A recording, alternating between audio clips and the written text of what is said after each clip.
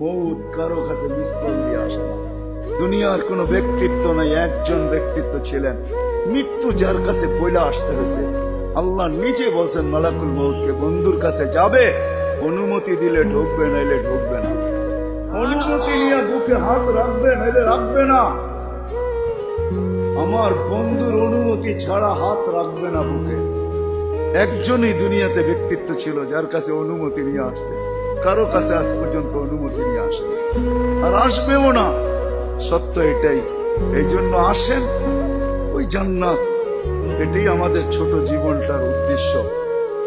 এই জন্যই আল্লাহ ডেলি ডাকে, 5 বেলা ডাকে, গ্যারান্টি দিয়া ডাকে, সিল লাগা ডাকে। ইদা সালুহা সালুহা সাইরুল আমাল। 5 ওয়াক্ত নামাজ যদি উম্মত কমপ্লিট করে দেখাইতে পারে, তো আল্লাহ আমাদের নবীজির সাথে ওয়াদা করছেন, আমিও